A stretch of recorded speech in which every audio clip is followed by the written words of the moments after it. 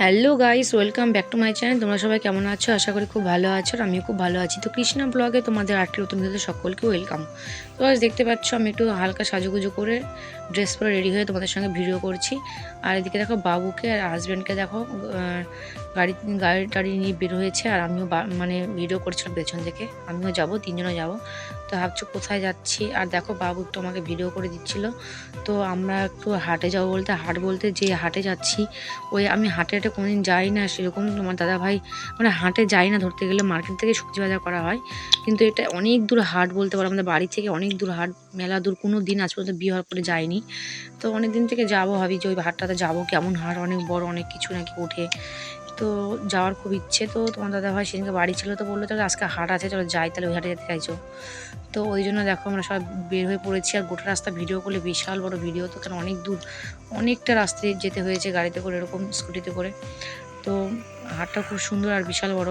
তো ওই জন্য একটু বলতে পারো শখে পড়ে হাটে গিয়েছি আর কি, যেটা শখ করেই বলতে পারো এত দূর হাটে যাওয়া।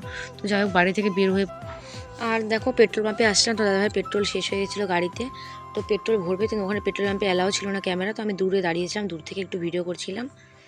তো করে দেখো প্রায় হাটের রাস্তা চলে আসছে, এটা হাটের রাস্তা ঢুকে পড়েছি। তোমার দাদাভাই এখানে স্কুটিটা সুন্দর করে রেখে দিচ্ছে সাইডে। তো তারপর আমরা হাটে ঢুকবো, কী দোকান টোকান আসছে, কীরকম কিছু দেখবো, একটু সবজি বাজার করবো, তো চলে আসবো। আর আমরা অনেকটা বেলা থাকতে গিয়েছিলাম, দেখো দেখতে পাচ্ছ, মানে ক্যামেরাতে বুঝতে পারছো কতটা রোদ্রু, সেরকম অতটা ভিড় নেই, মানে আমরা অনেক তাড়াতাড়ি গিয়েছিলাম। আর যারা বাড়ির কাছে তারা দেরিতে হতে যাবে, দূর থেকে গিয়েছিলাম, দেখে তাড়াতাড়ি গিয়েছিলাম।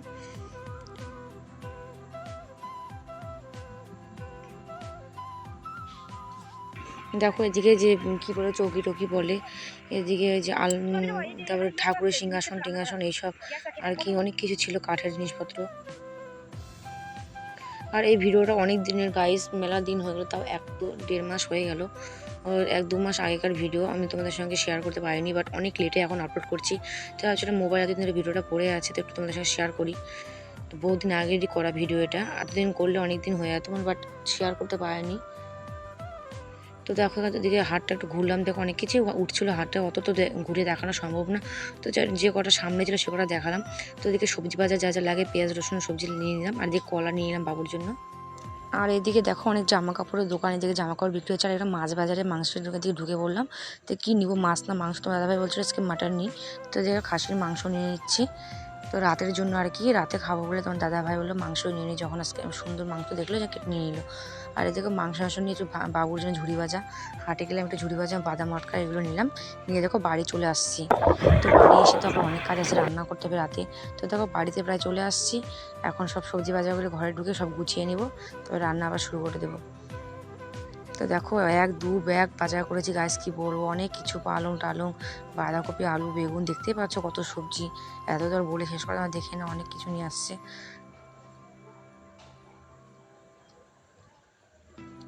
ওলকপি, টমেটো, যা যা লাগে সবজি অনেক কিছু করা হয়েছে। আর এদিকে দেখো, এদিকে পেঁয়াজ রসুন, শশা, আর এদিকে দেখো মাটনগুলো ঢেলে নিয়েছি, যে কলা টলা যত সবজি দেখছো, বেগুন, ফুলকপি সব নেওয়া হয়েছে। তো এখন দেখো সব কিছু জোগাড় টোগাড়গুলো গুছিয়ে নিয়েছি, নিয়ে রান্নার জোগাড় করে নিয়েছি, মশলা টশলা করে নিয়েছি, মাটনটা ধুয়ে নিয়েছি, এখন দিকে মাটনটা বসিয়ে দিব। তো তোমাদের তো সম্পূর্ণ রান্নাটা দেখানো যাবে না, বাট ভিডিওটা অনেক বড় হয়ে যাবে, সেই জন্য তোমাদের শর্টকাটে দেখিয়ে দিলাম। দেখো এদিকে মাটনটা ভালো করে পেঁয়াজ রসুন দিয়ে একদম ম্যারিনেট করে রেখেছিলাম, আর এদিকে আলুটা ভেজে নিয়েছিলাম মাটনের, সব কিছু দিয়ে সুন্দর করে একটু কষিয়ে নিয়ে জল দিয়ে ঢেকে দিয়েছিলাম। তারপর জলটা শুকিয়ে গেছে, সিদ্ধ হয়ে গেছিলো, কষিয়ে নিয়ে নামিয়ে দিয়েছি। এখন বাটিতে করে তুলে নিচ্ছি, সবাইকে ভাত দিয়ে দিব, আর আমিও খেয়ে নেব। আর কালারটা দেখো কি দারুণ এসেছে, খুব সুন্দর কালার এসেছে, আর এত সুন্দর স্মাইল বেরোচ্ছিলো।